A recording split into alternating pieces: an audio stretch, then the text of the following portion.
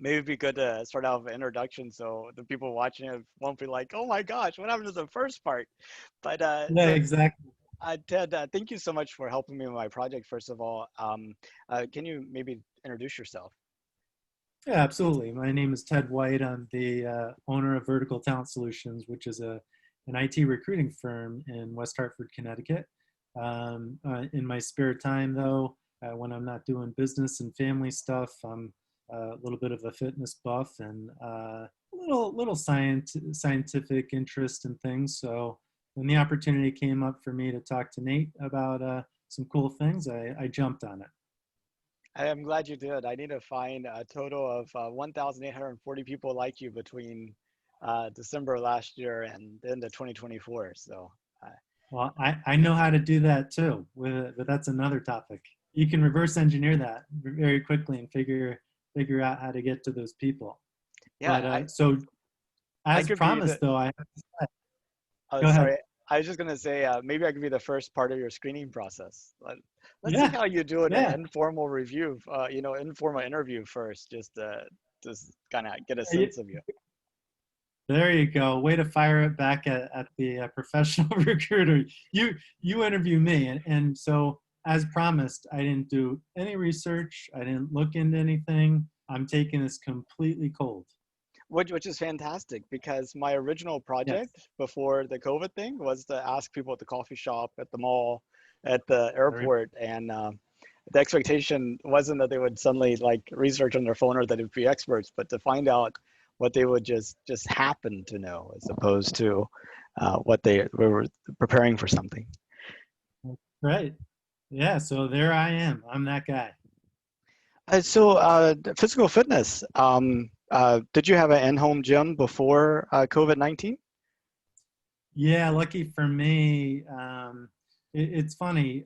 I'm kind of one of those guys that has a gadget for everything, and I have like an Apple Watch, and I've got a Whoop strap, and all these things measure all these different things. And what comes down to the most important thing is sleep, in my opinion. So when people see my statistics on one of my sleep apps, they say, "Well, where the heck do you have time to be in bed for that amount of time?" I'm like, "Well, I don't commute anywhere. I work, out of my house these days, and I have a gym, a full-size gym in my house. There's some days that I don't even leave my house. I walk my dog around here, and I have extra time to sleep, and I have some time to work out. And I'm a business owner, and I know how to. I'm a kind of a time freak, actually. I'm kind of like a process driven freak that's kind of obsessed with time.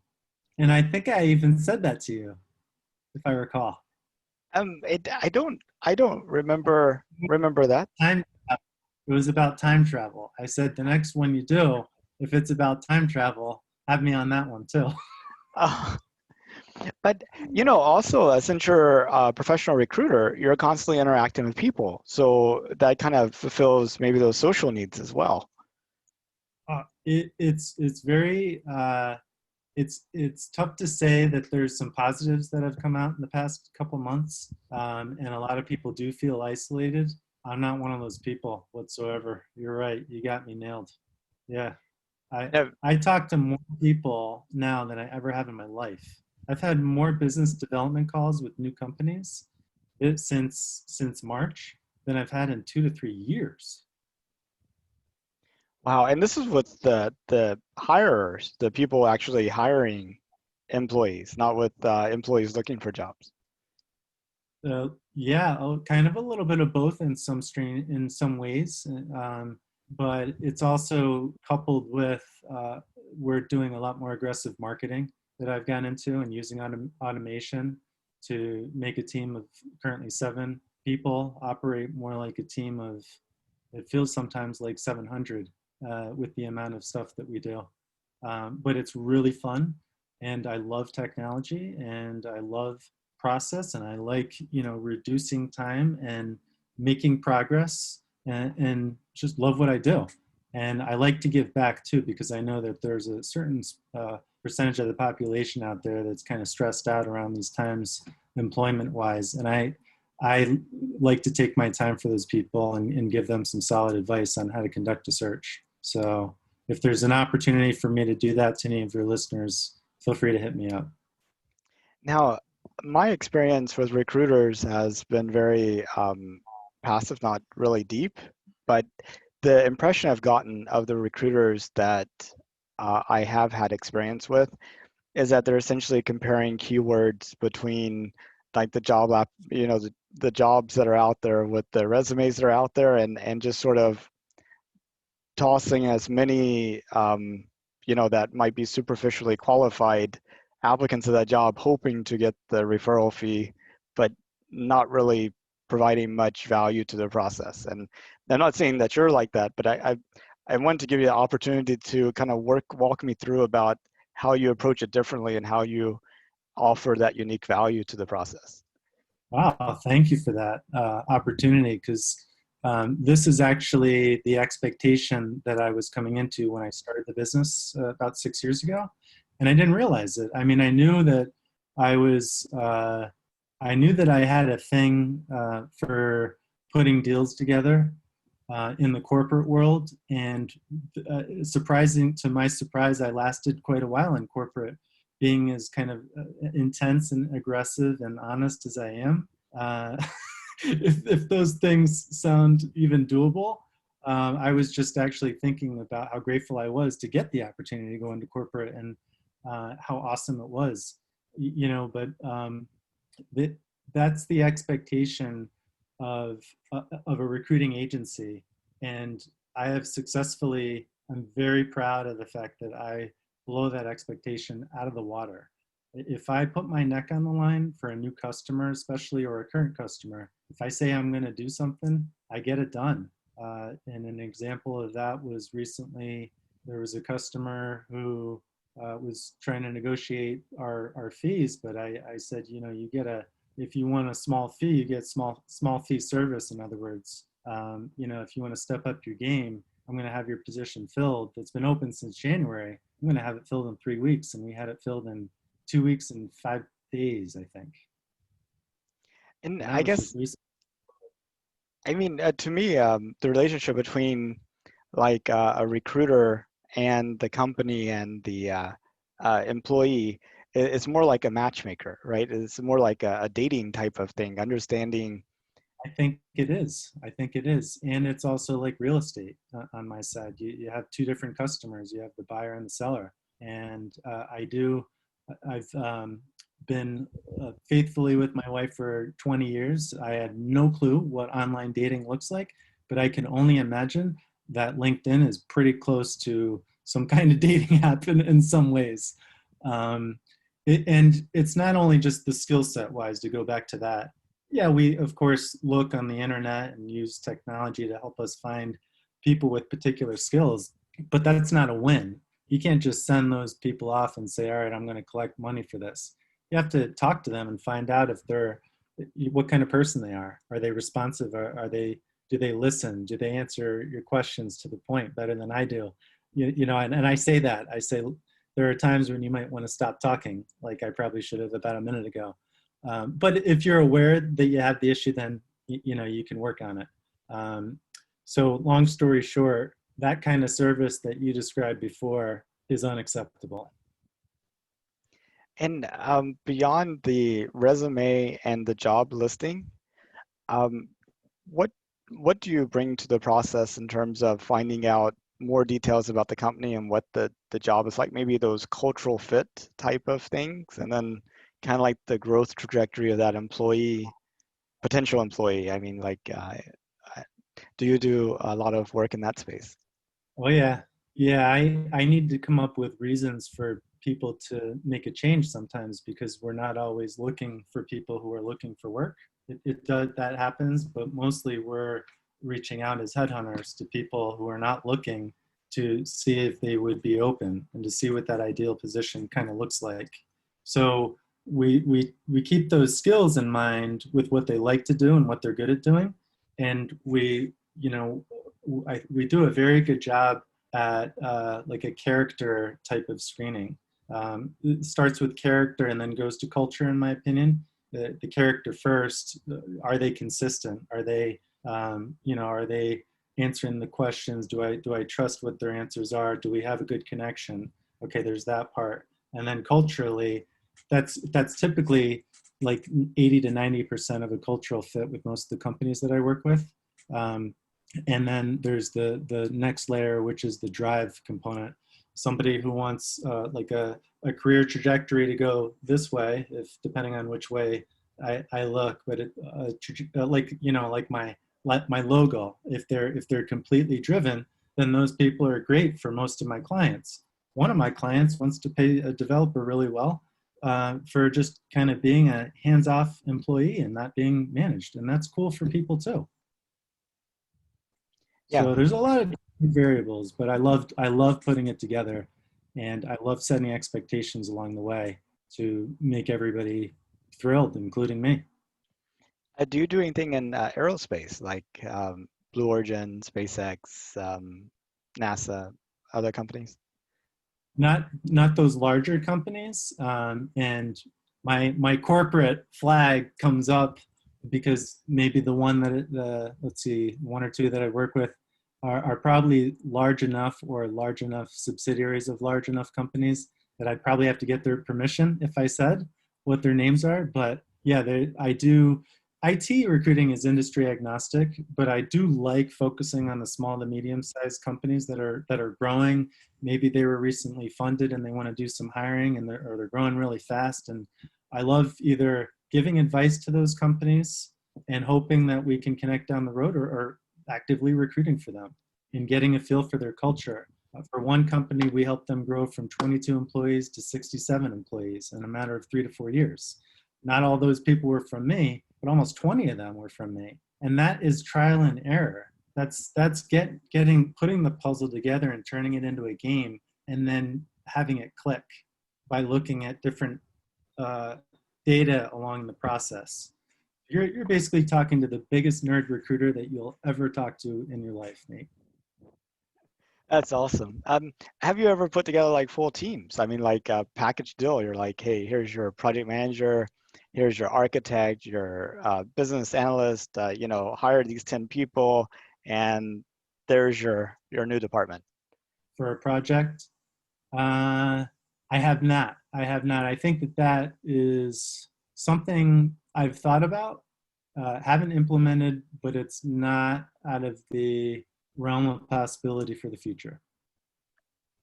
That is awesome. Yeah, I kind of I feel like the 2020s are going to be to space exploration what the 1990s were to the internet.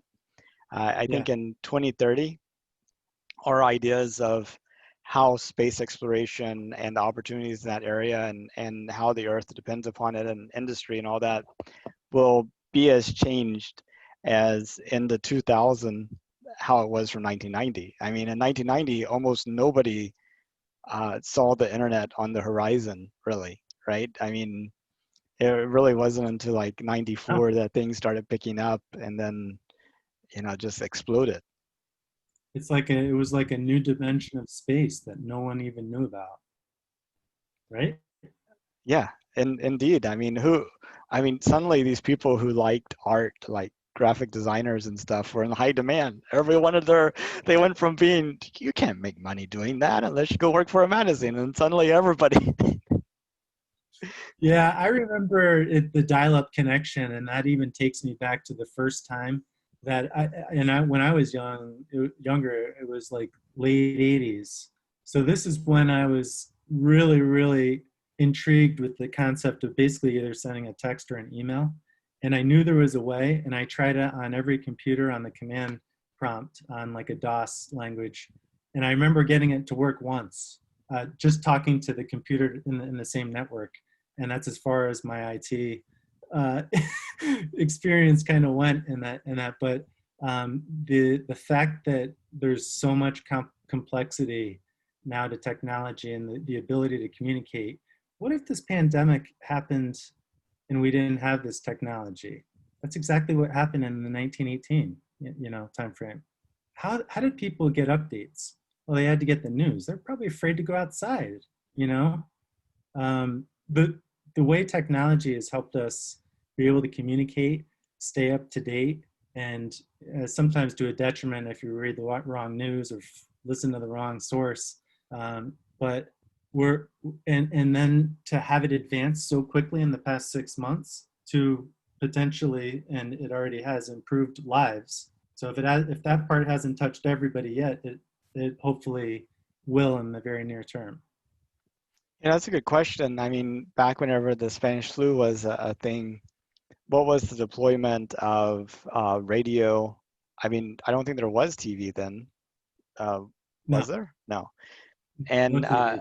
how about the telephone? Um, Yeah, the telephone, that was certainly there. SOS, the Morse code, telegrams. how about shortwave radio operators? I wonder if that was a thing back then. Um, Maybe, maybe this is so funny. I haven't thought of it this way. A couple years ago, I would have been able to ask my stepfather, who was in his 90s, all these things. He knew everything, but unfortunately, we can't get those answers from him anymore well, directly. I mean, he would have been just born then. Like, I- but I He guess he would would have been have. born, It would have been the stories his parents told. Uh, I guess. but as an infant, As in, yeah. right? Because the pandemic, there were different strains that I believe that came back, and even like an H1 or whatever similar strain that was going on into like 1922, if I recall. So Yeah. he was born around 22, 23, and his parents, who came over, one of them came over on the boat from Italy, um, and they had they had a very simple life. But he was a baby, yeah, at the end of that. But I think also kind of like the structure of society was very different, right? I mean, because I mean, I think at that time in America, a lot more family farms, probably a lot more spread out. Probably um, they were already a lot more isolated as a population. Good point. The cities are the ones that suffer the most. You're right. Yeah. Yeah. Huh. Yeah. You were kind of touching on something that reminded me of a joke. Somebody said, "Why did your parents have so many? Why do you have so many aunts and uncles?" And the response is, "Well, Grandpa didn't have cable." Yeah. Yeah. That's so funny. Yeah. Yeah. It's interesting. But also I'm not sure if I told you, but I did start listening to Elon Musk's book, and I stopped a couple of months ago. So there were some intriguing parts about Tesla and SpaceX from a business perspective and his mindset, and it did get me excited about the private sector showing the government kind of what competition can, how it's going to further us, and Musk's goals to make it to Mars. And you probably know better than me. What is it, 2025? So he's planning to send two starships to Mars in 2022. They'll be just kind of like test flights. And then, yeah, 2024, 2025, sending, a crew. But he says those are aspirational timelines. So we'll see. It, depending on how true his book was, it seems like he's uh, pretty driven to hit those goals. Yeah, we will see. But if he can put a goal of, like that, to reach Mars, I think we can make a short stop to the moon before then. Well, he's working with that Japanese billionaire who's paid him to go around the moon with a handful of artists Okay. called No the. kidding. See, this is where I don't have a truly valid news source other than like Twitter, and even that's not really valid. So I'm not very good at keeping up to date with this stuff. I only see it occasionally. So tell me about this. Yeah, so there's this billionaire in Japan who has this idea. He's really big into art, and he wants to basically get some artists, and he uses the word art in a very broad term, like a photographer, movie director, actor, singer, composer, sculptor, what have you. So there's like, he's not looking for just simply pencil and paper artists, right? And to send them on a trip around the moon. like Apollo 8, and have them come back and produce art that kind of helps to share that experience. Wow. Awesome. And it's called Dear Moon. They have a website, dearmoon.earth. Earth. So cool. I like it. And it's kind of funny. So we had, uh, we're like trying to imagine what was it like in 2020. No, sorry, 1920. We're trying to imagine what it was like in 1920, Yeah. right? And Yeah. we don't have that many sources or what have you. But this project I think of as like a time capsule for people like 2120 to kind of come and look back at how people were thinking right before the new space age. So Ooh. if you could tell your 2120 self about something today and about what we're going on in life, what would you think is like the most significant thing to share with them?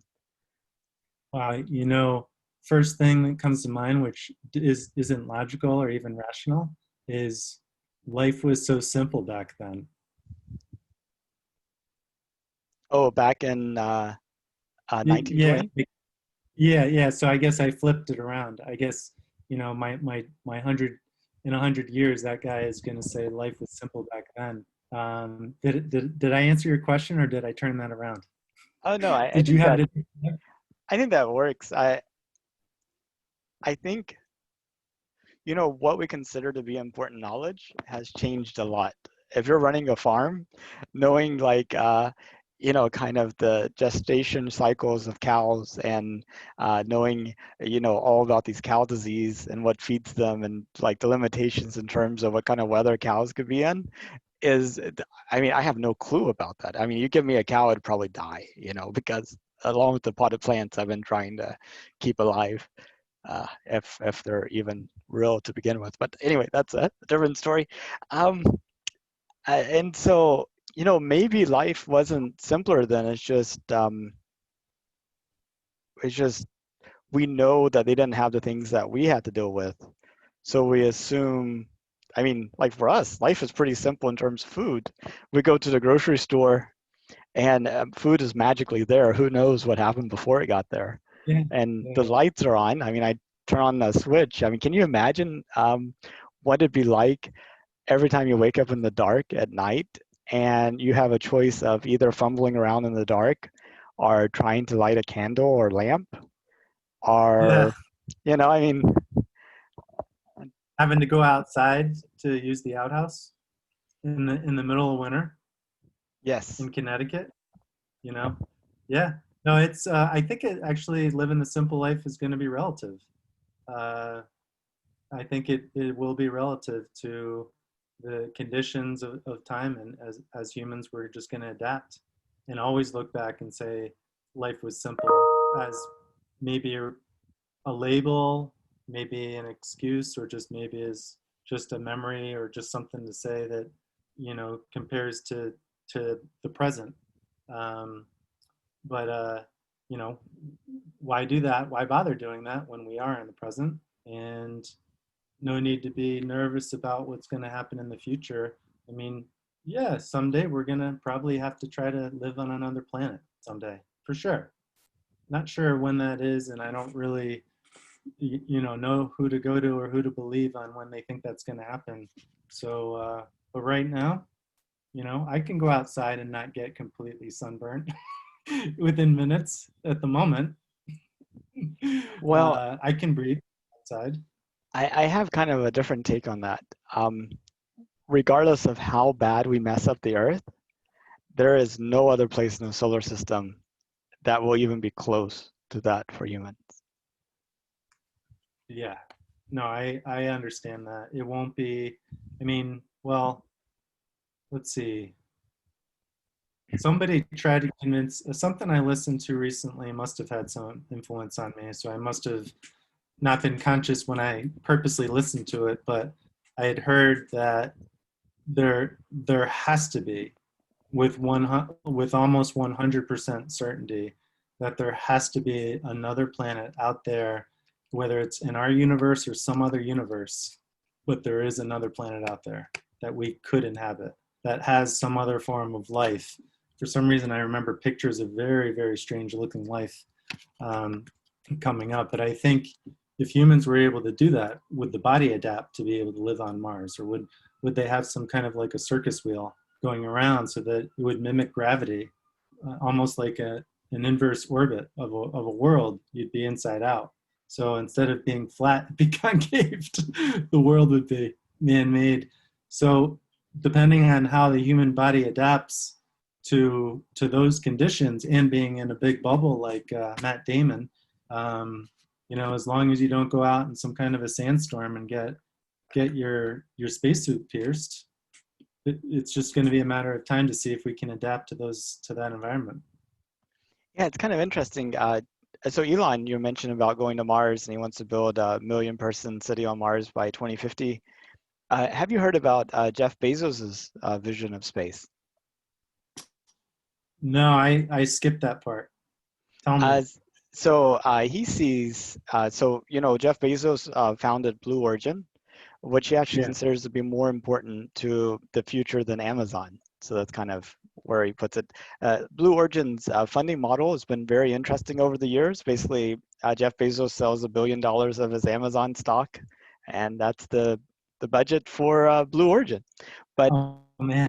he basically sees space as a way to protect the Earth, like energy production, mining, manufacturing, move all that to space, and then make Earth just for humans.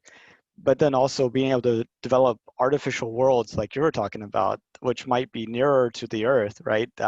You build, like you said, that big concave thing and make it spin to give you gravity, and you could put that, you know, in Earth orbit, and then you don't have to travel Yeah.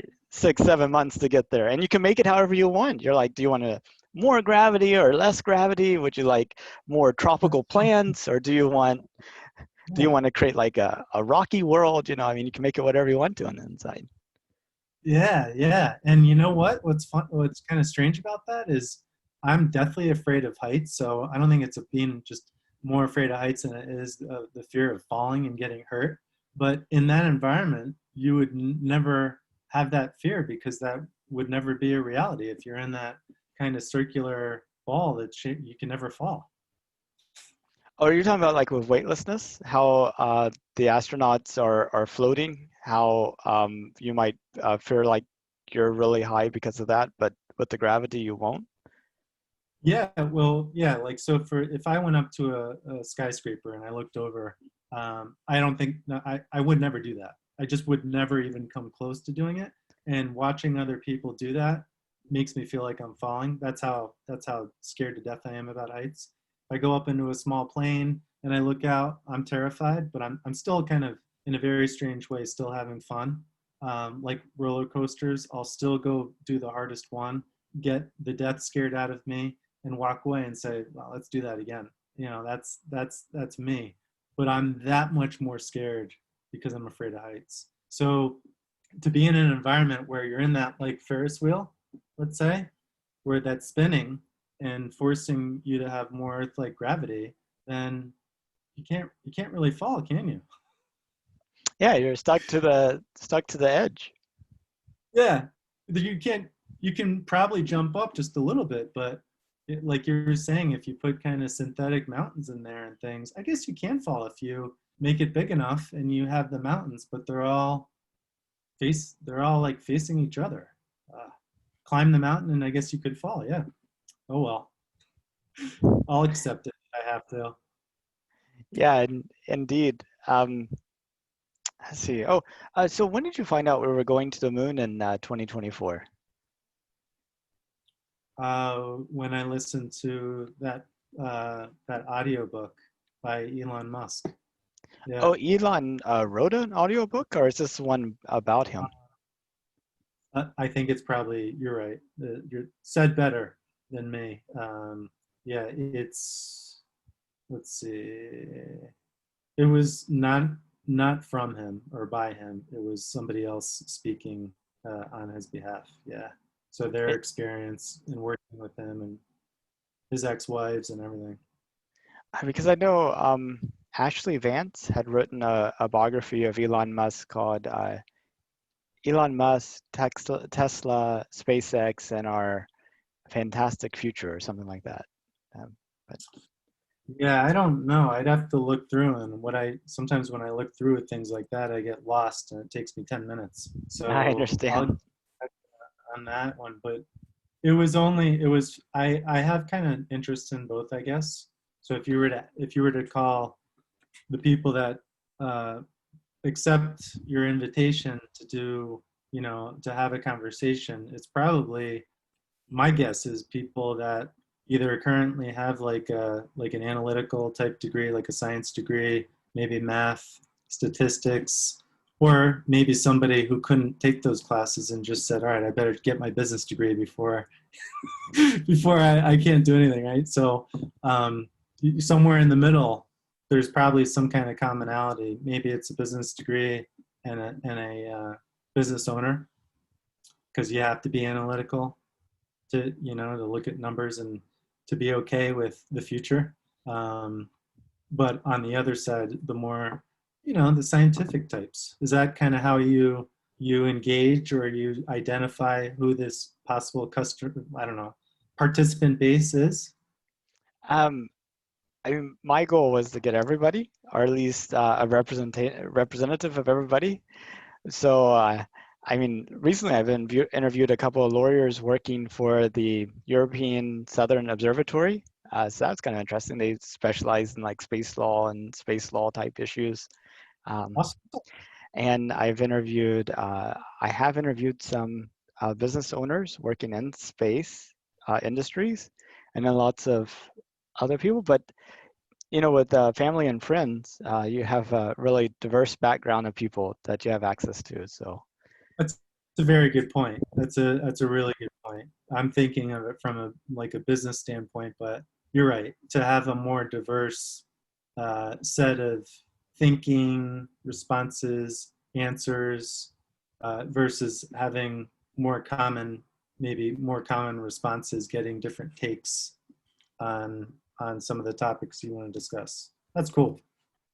yeah, I mean, some people are so removed from the space area that they thought. I had one person thought, then they shut everything down in 2011 whenever the space shuttle last took off, and um, some other people who thought that NASA was trying to keep it a secret about us going back to the moon just because they're so not into space they don't see anything on Twitter or Facebook. Yeah.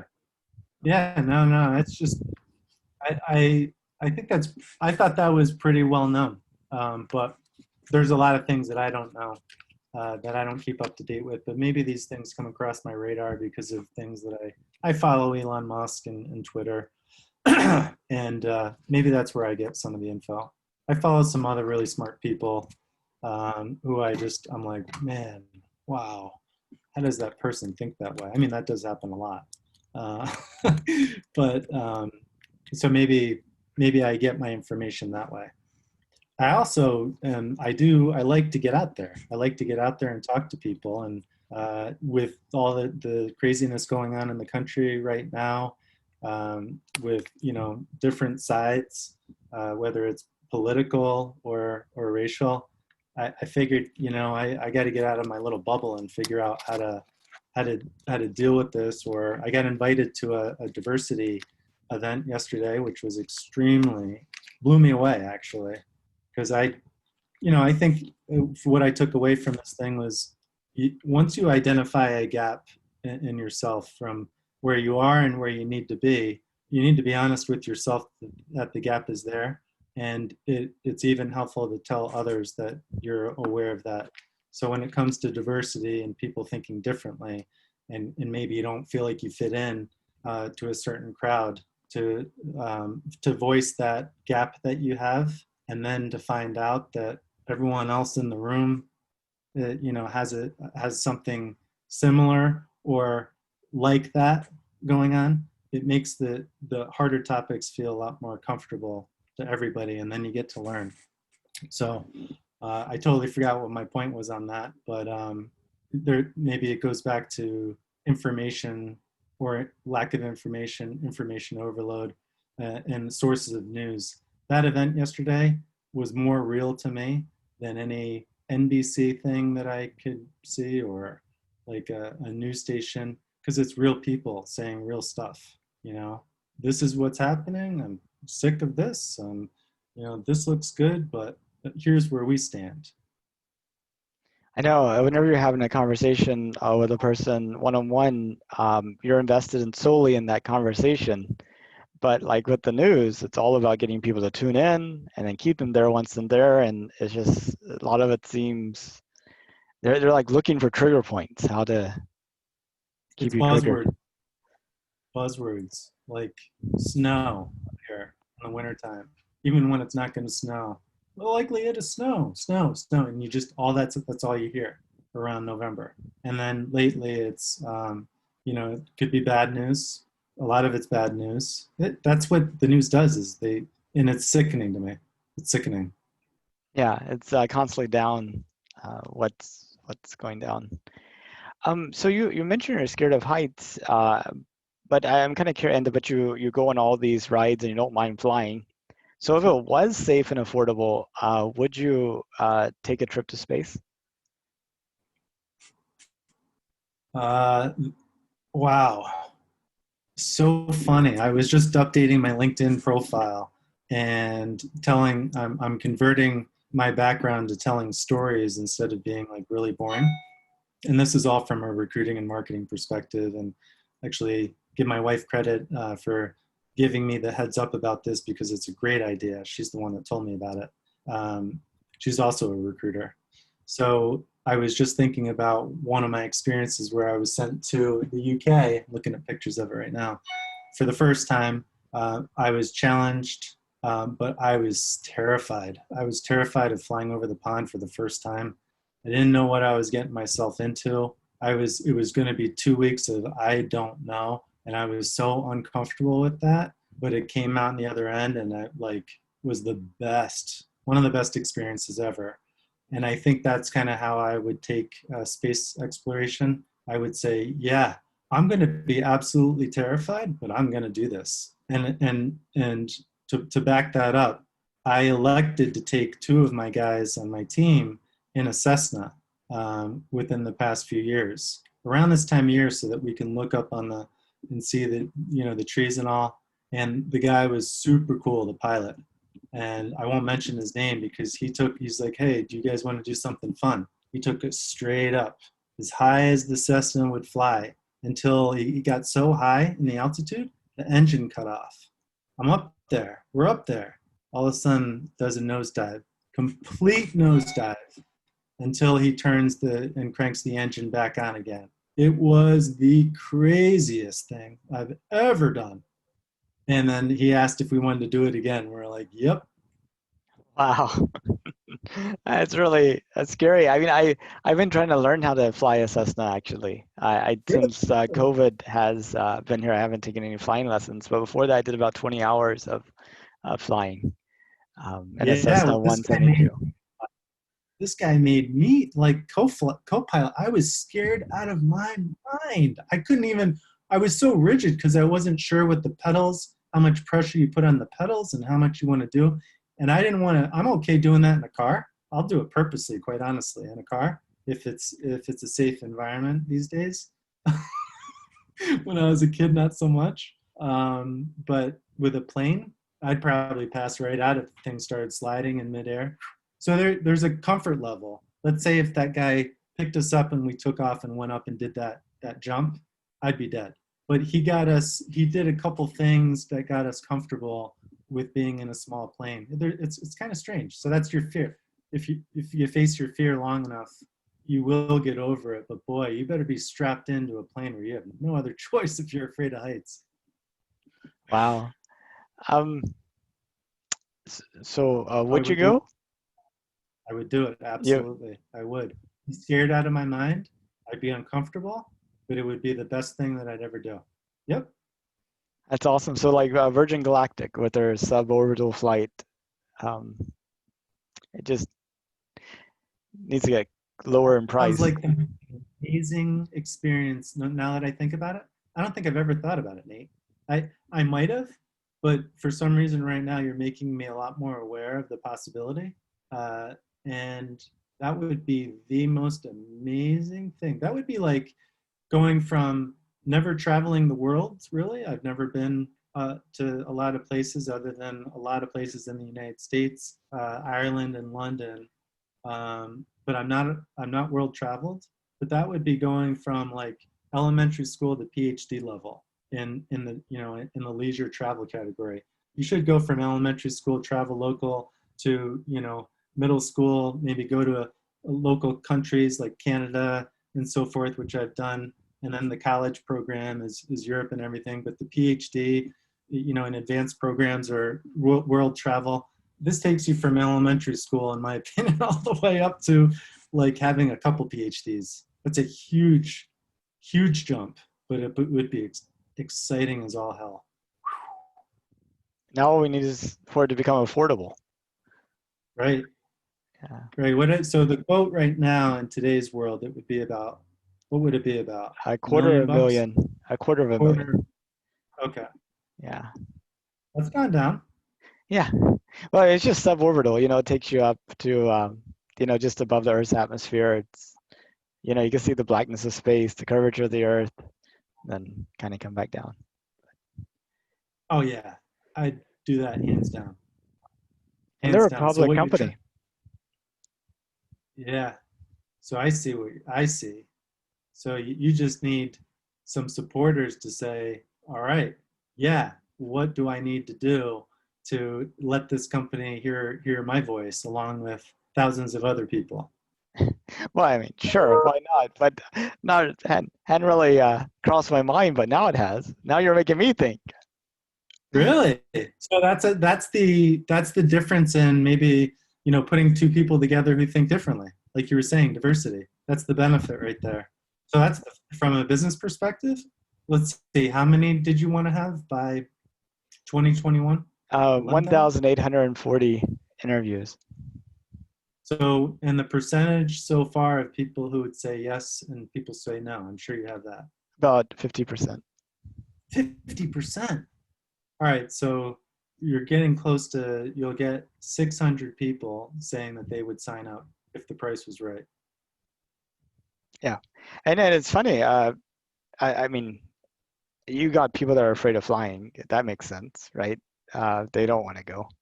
You have older people that are like, I think it's past my time. And I did this one interview with this mother and daughter. That's right before COVID-19. I hadn't had that interview for the day. And we were filling up our gas. My son's like, "Hey, that's somebody from my school." I'm like, "Hey, you think it'd be okay if I interview them?" So it was a mother daughter. I'm like, "Hey, I'm doing this project." And I asked this question, and the mom's like, "Absolutely," and the daughter's like, "No, I don't think so." And the mom was like shocked, like, "Why wouldn't you go to space?" It was like really so cute. It's like one of Yeah, the favorite moments I've captured, kind of unexpectedly.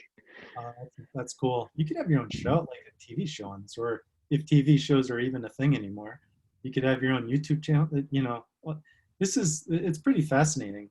I think people's reactions, and especially a mother-daughter combo. You think you know everything about each other, and then what? Boy, that must have been awesome.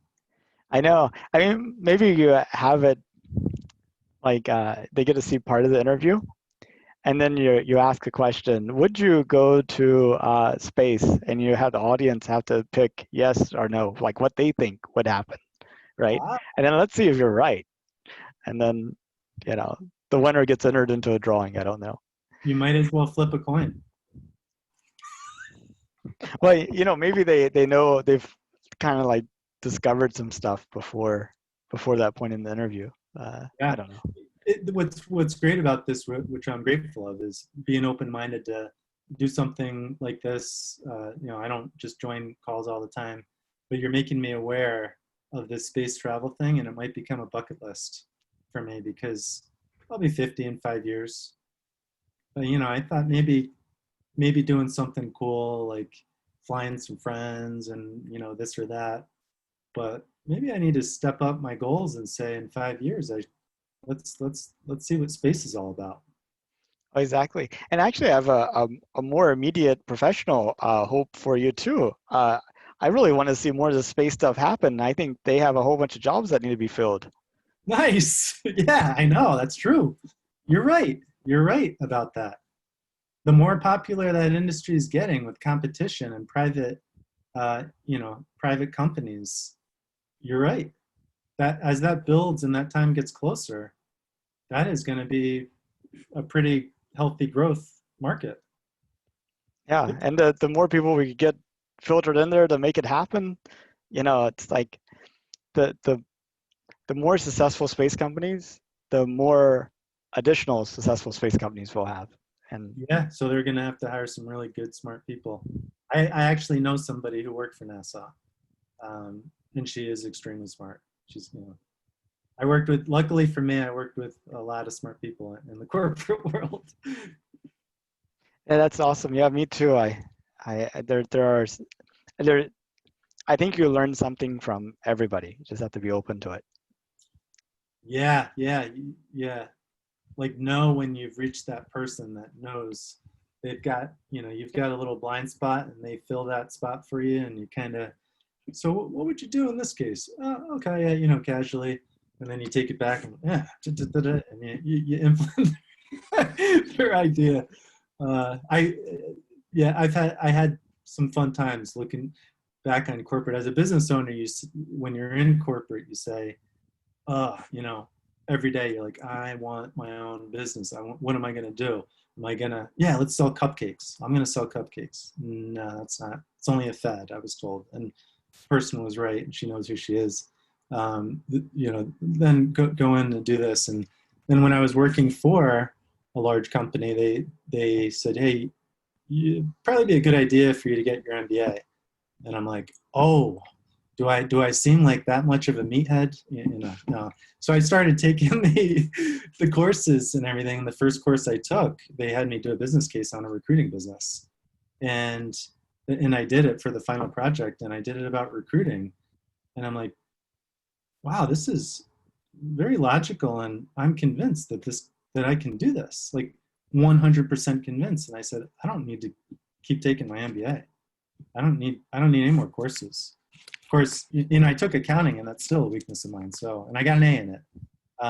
But when you write something down and you plan something out, and it takes hold of you, and you are convinced that you can do it, it gets done.